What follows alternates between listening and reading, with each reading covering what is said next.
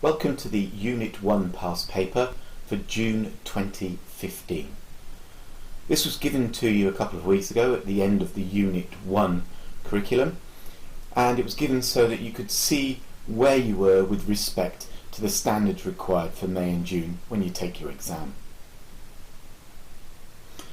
If there were certain questions you couldn't answer that you want to go to quickly within this video, please use the YouTube shortcuts that are in the green areas to the right and the left of this display.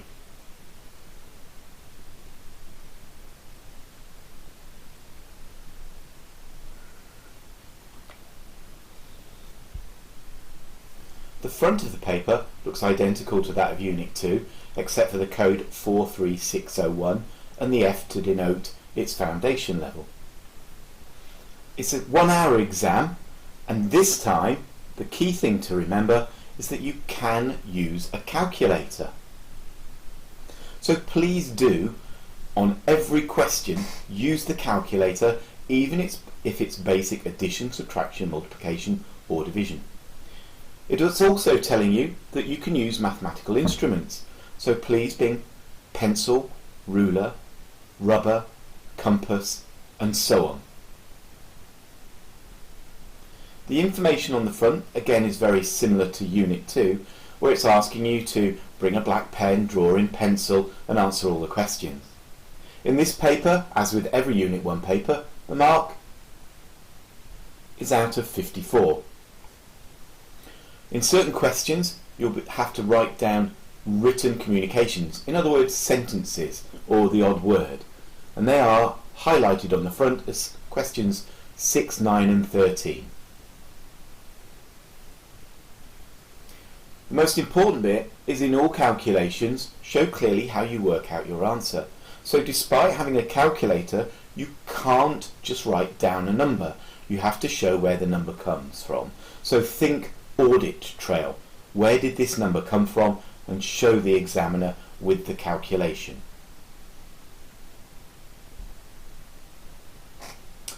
Okay, let's start with question 1, which is a probability question involving a spinner with 10 equal sections. So straight away they're telling us that any probability we have for this question will be out of a total of 10 outcomes. So question 1a is asking us to circle the chance of the arrow landing on a shaded section. So there are 1, 2, 3, 4, 5 shaded sections. So that is 5 out of 10. That's equal to a half, and another way of saying a half is evens. Question 1b is asking us to circle the chance of the arrow landing on a 1. So there are 1, 2, 3 ones. So 3 over our total of 10 is less than evens but more than impossible. So it's unlikely. And finally question 1c is asking us of the chance of the arrow landing on a shaded section with a 2. Well, if you look at all the 2's, none of them are in shaded sections, so it's an impossible outcome.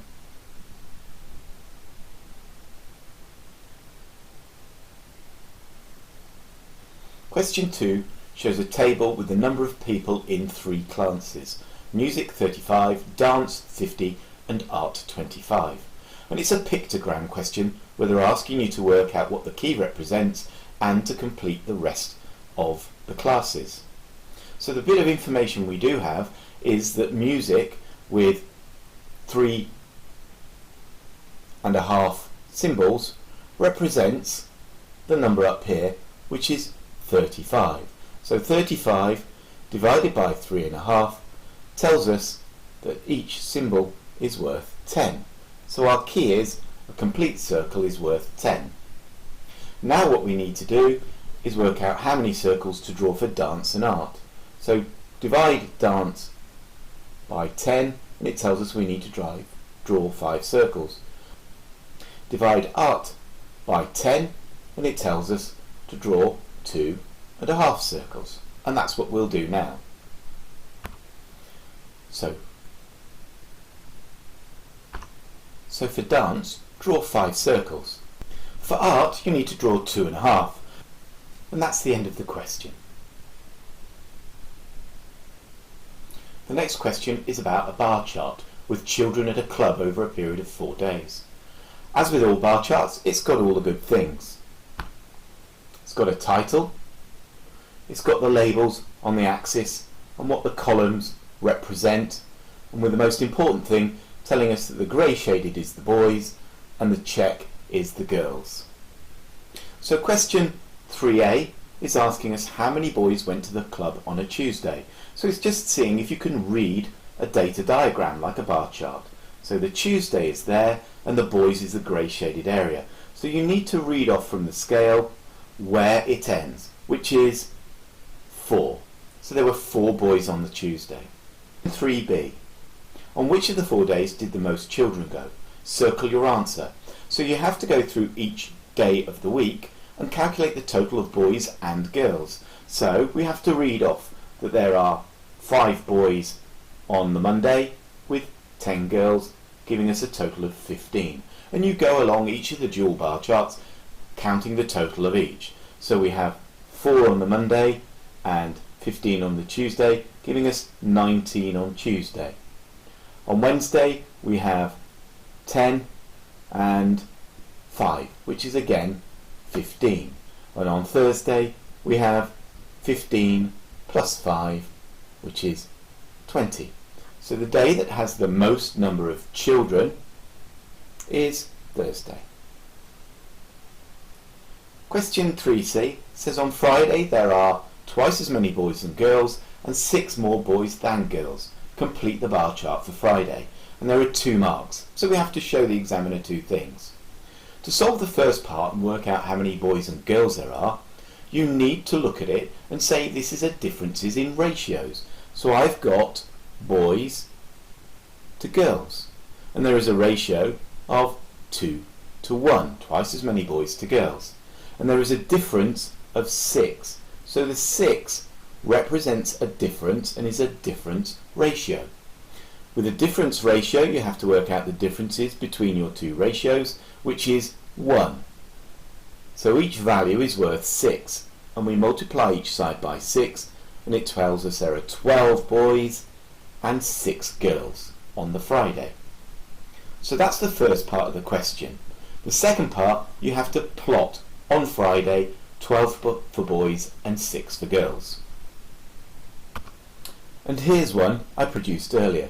Now, in the exam you don't have time to be really neat and tidy, so it's quite acceptable to quickly shade in this area and draw your own diagonals to complete the diagram. But please remember, when you're drawing these things, do them in pencil.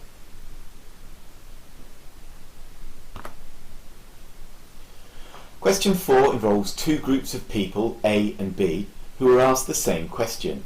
Here are the 16 replies from group A. So this is our raw data, all these yes, no's and don't knows. And what we have to do is complete a tally chart.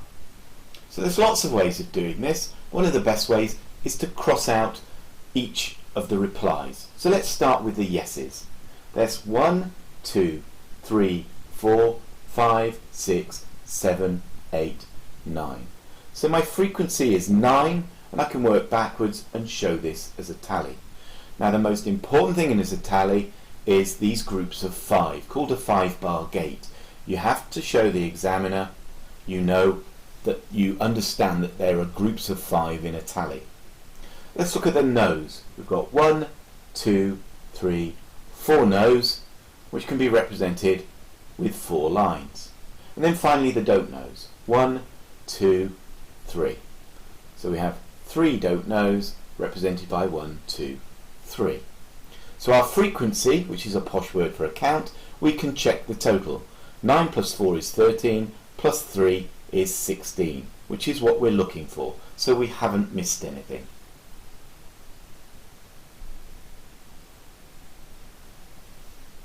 Question 4b involves the same group that we had in part 4a, where group A is 1/3 the size of group B. So if group A has 16 students, group B must have 3 times 16, which is 48 students. Now the point of this question is it's trying to work out how many people said yes altogether. Now half of group B said yes, so we divide the total of group B by 2 to get 24 for group B. And a lot of you were putting this on the answer line. What some of you were forgetting that we needed to add group A. And if we go back to the previous part, there were 9 people that said yes from group A. So we need to add the 9 from group A to give us our correct answer of 33 for the number of people that altogether said yes. And a big hint is the fact that it's in bold. Question 5 involves a frequency diagram, and this shows the number of people travelling in cars. It's asking us in part 5a to work out the total number of cars with 2 or more people. So we're not interested in the number of cars with 1 person in, we're looking at 2, 3, 4 and 5. So all we need to do is read off and add the number of cars, because that's what it's asking for 2, 3, 4 and 5 passengers. So we have 20 for 2 plus 12 for 3 plus 7 for 4 plus 5 for 5 people. And when we add them together, we get 44, which is the answer they're looking for. The second part of the question goes on and says, if there's only 1 person in the car, then there's a fine of £65. How much money do we get from these fines? Well, this time we are interested in the number of people, number of cars that had 1 person. And that is 16. So we have to take our 16 and multiply it by our £65 fine, which, doing it in our calculator, gives us 1040. So our answer on the answer line is £1,040.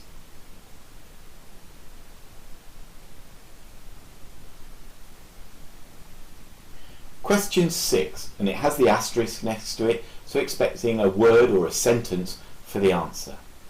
And it involves Adam and Matthew each running 5 races, and their times in minutes. So Matthew, we've already worked out, has a mean time of 47. And what we're trying to find out is who has the lower mean. So we need to take Adam's times and create the mean. So the mean is the total of our numbers, so we need to add these numbers up and then divide by the number of numbers. So that's 1, 2, 3, 4, 5 that we need to divide by. Now add the numbers up on your calculator. Don't do this sort of calculation in your head. The answer should be 229. So when we show the examiner 229 divided by the 5, which we do on our calculators, you get 45.8, which is less than the 47 that Matthew got.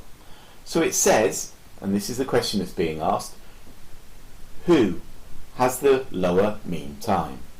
So the lower mean time is Adam.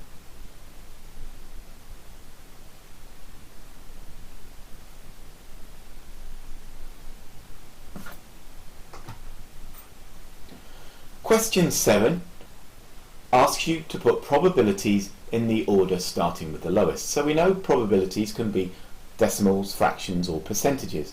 So this really is one of our basics questions where you're converting each of them into the same format. The easiest one to go for in units 1 and 3 is decimals, because we have a calculator. Now some of you got this wrong, because when you actually did the 2/3, and that means 2 divided by 3, got the result of 0.6 with the little dot on the top, and you thought it was 0.6, or you didn't actually enter it into your calculator and you assume 2/3 is 0.6. Well, 2/3 is actually 0.6 6, 6, 6, and it goes on forever. That's what this little dot means. It means it's recurring. So when you do 66%, which means 66 divided by 100, you get 0.66. So that's actually smaller than this number, because this one goes on forever and 66% ends at 0.66. So your lowest number is 0.66, your next biggest number is 2/3, and you can see quite clearly that the biggest number is 0.7.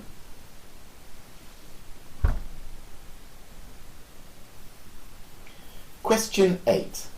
People choose one sandwich, one fruit and one drink from the list, and they have a choice of egg and ham, apple and banana, cola and water. Question 8a says list all the possible choices. One has been done for you. So what they've given you is an egg sandwich with an apple and a bottle of cola. So let's continue this in a structured way. Let's choose an egg sandwich with an apple and a bottle of water. So that's E-A-W.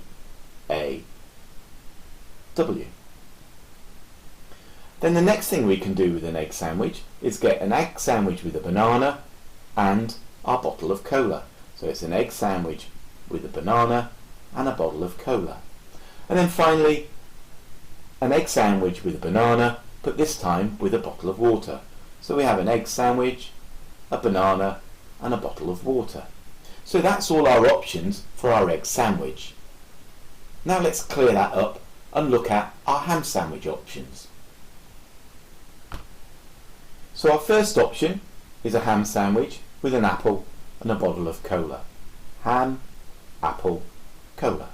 Our next option is ham with an apple and a water. Ham, apple, water. Then we can have a ham sandwich with a banana and a cola. Ham, banana, cola. And then finally ham, banana, water. Ham, banana and water. So you should have in total 8 outcomes. Question 8b is asking us what fraction of the choices include an apple. So we can just circle those that have an apple. So that's the one that they gave us, this one here, this one here and this one here. And there are 4 options out of the 8 that involve an apple. So as always with a fraction, simplify it, and the fraction is half of the options have an apple.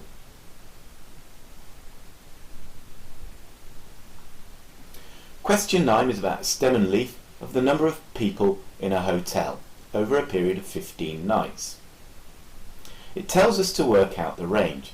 Well, the key tells us that the tens are on the stem and the units are on the leaf. So to work out the range we need our biggest number, which is 73, and we need to take away our smallest number, which is 48. This is one of the benefits of stem and leaf, finding the range really quickly. So 73 minus 48, done on your calculators, tell you it's 25. So put 25 on the answer line. The second question is asking us to work out the median. Well, the median is the middle of our sets of data, and again the stem and leaf is good for finding the median because it's in organised data, so it's already put in order for us. So all we need to do is find out the middle of 15 bits of data. So to find the middle you divide by 2, which is 7.5, and then you round it up to the next whole number. So the 8th piece of information is the middle bit of our data. So 1, 2, 3, 4, 5, 6, 7, 8. So our median is the number 65. Don't forget the tens.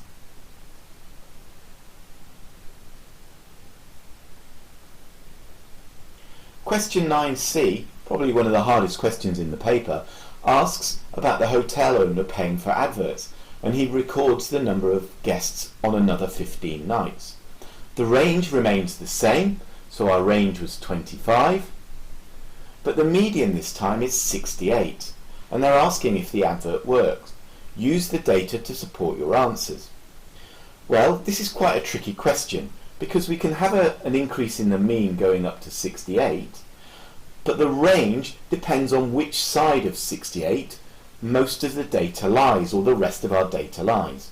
For example, if we have a range of 25 and 68 is our biggest numbers, so there's a load of 68s that make it the middle, then we could have ridiculously low numbers and go all the way down to 43 at this end as our lowest number. And in theory we could have a lot of 43s before we get to this 68. If you look at it the other way, and we have a lot of data that's above 68, so if our range, all our numbers were 68, 68, 68 and so on, and then we add the 25 to that, we could have an upper range of 93, in which case it did work. So we have two examples, one on the right where it does show that the advert worked, and there's also a case on the left where the advert doesn't work. So the answer to the question is that you cannot tell.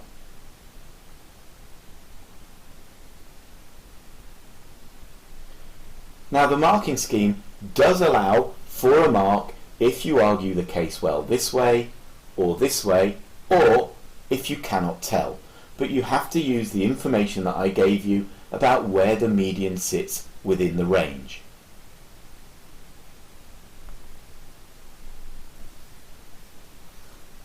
Question 10 involves 5 singers who took part in a competition and viewers voted for their favourites, and the table shows the proportion of votes for 4 of the singers.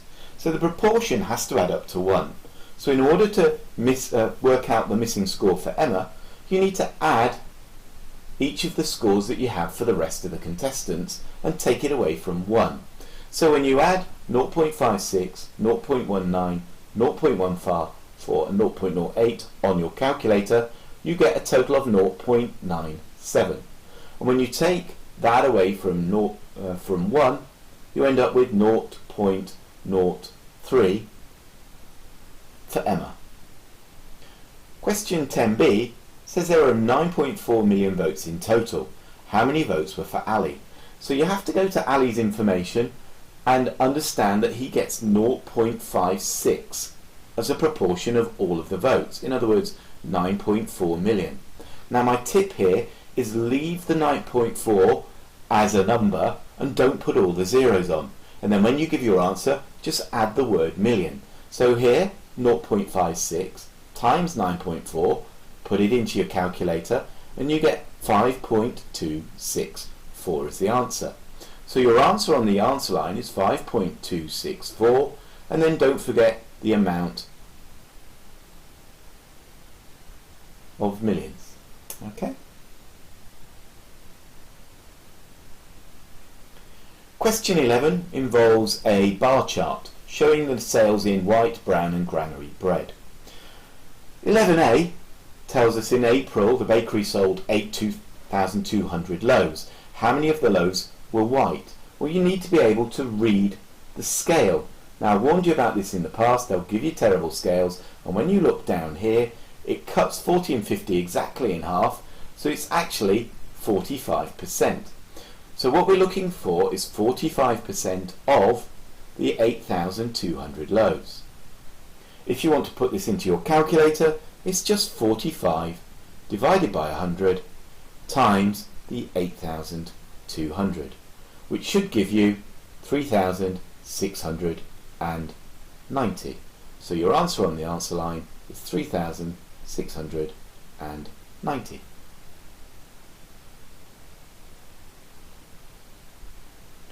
Part B then goes on to get you to draw a bar chart.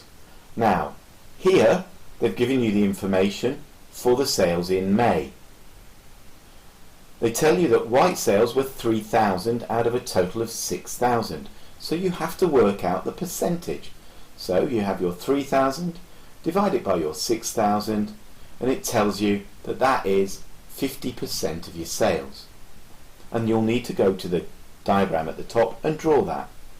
You can do the same for brown, so it's 1,800 divided by the 6,000, and that gives you 30%. And then finally, for For the granary, you have 1,200 divided by the 6,000, and quite neatly it tells us it's 20%.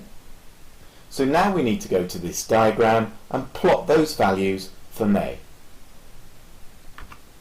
So here's one I produced earlier. Now, as with all things, you haven't got time to go colouring things in neatly. So just very quickly, colour in this area in grey to show it's the brown loaf, and your own quick diagonals to show that's the granary bread.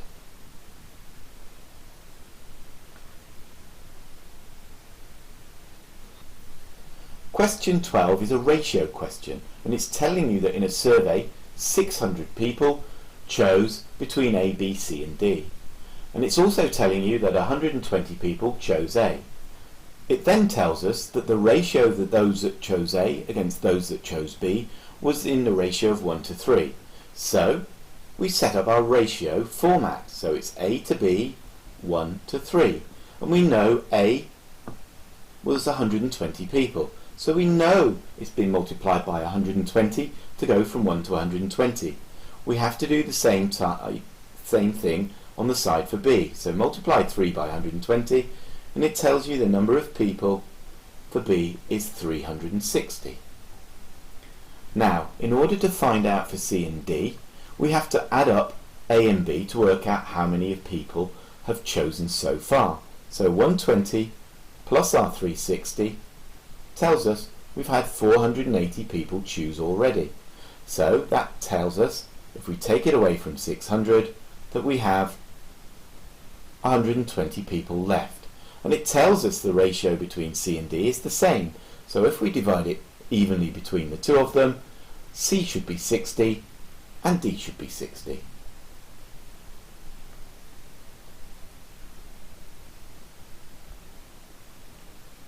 Question 13. A professor wants to know whether boys or girls are more likely to study economics. And question 13a is asking us to write a suitable hypothesis. One of those buzzwords. What's a hypothesis? A fancy word for a question or a problem or a theory. Okay, so let's come up with a good hypothesis. I believe that boys are more likely to study economics than girls. So that's my hypothesis.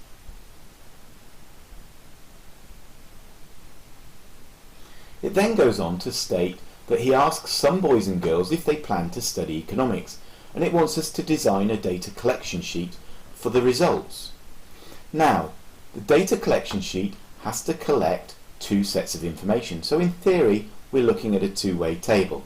So the important things we need are, is it a boy or a girl we're asking? So that's the first thing we have to distinguish. And the second thing is, when it comes to economics, are they going to study it, yes or no?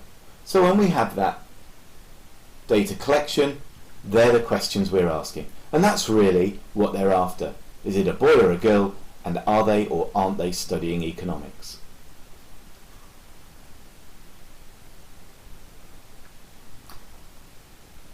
Question 14 involves a scatter graph showing information about students in two tests. It involves a first test score and a second test score.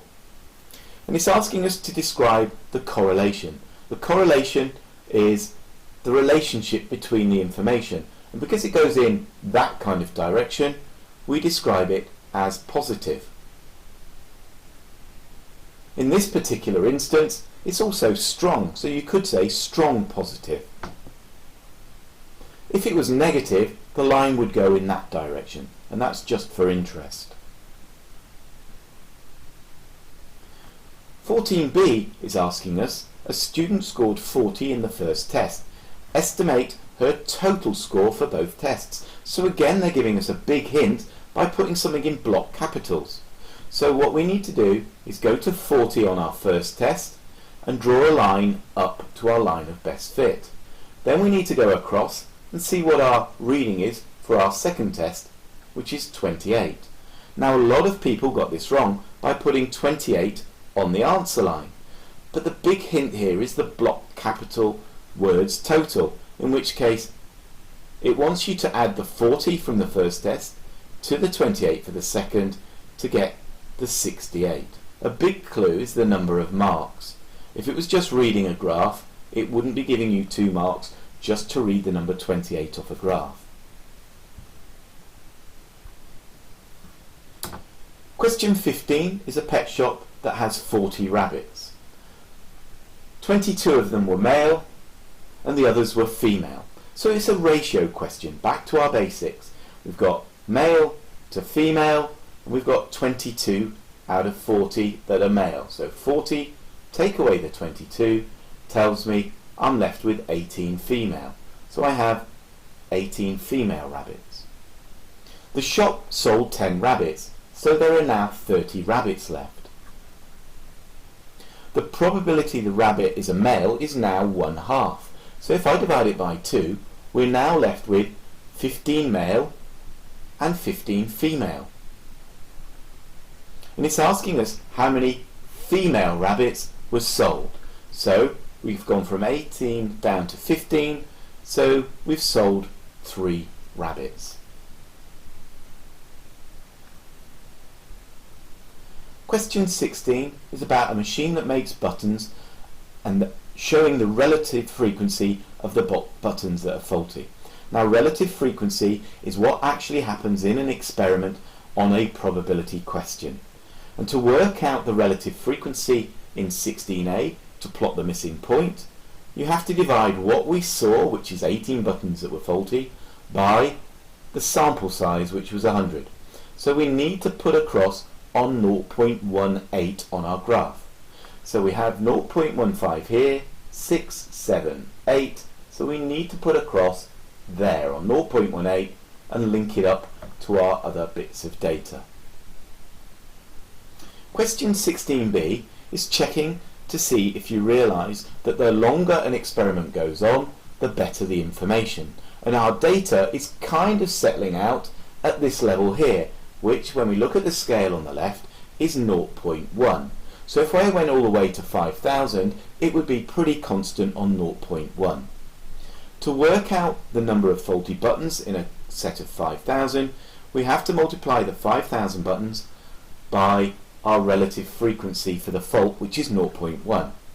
And that gives us 500 buttons. So I would expect 500 buttons to be faulty in a batch of 5,000. And that's the end of the questions. I hope this has been of help. This was an Archie the Pooch production. Any problems or queries, please don't hesitate to get in touch.